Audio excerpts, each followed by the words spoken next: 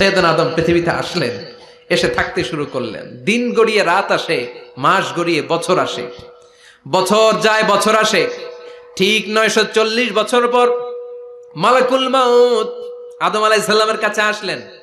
বললেন, আনা মালাকুল মাউত উকিলা বিকুম, আপনাদের জন্য আল্লাহ আমাকে বানিয়েছে রূহ কবজ করতে। ও আদম, আবুল বাশার, পৃথিবীর প্রথম মানব, প্রথম নবী, আপনার সময় শেষ, রেডি হন।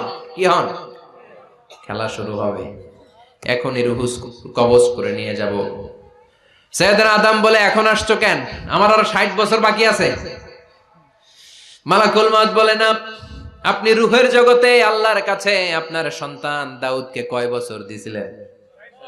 60 বছরের জন্য 940 বছর আপনার জন্য লেখা।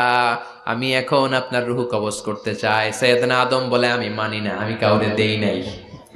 60 বছর আমি দেই নাই, আমি আরো বাঁচবো, আমি আরো বাঁচবো, 60 বছর আমি বাঁচবো, আমি দেইতেই নাই। মিয়া যাও।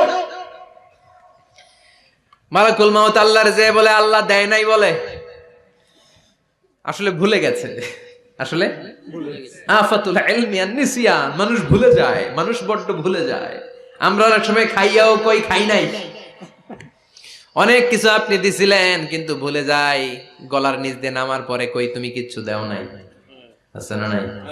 নাসিয়া আদম ফানাসিয়া বানু, আদম আলাইহিস সালাম ভুলে গেছেন, তাই আমরাও ভুল করি, ঠিক কি না?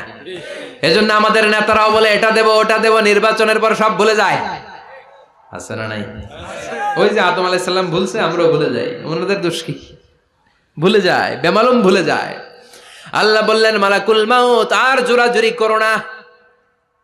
940 নয়, ঠিক 1000 বছর পরে আদমের কাছে যাবা। আমি আমার আদমের ভাগ্যে এই জিনিসটাই রেখে দিয়েছিলাম রে মালাকুল মাউত।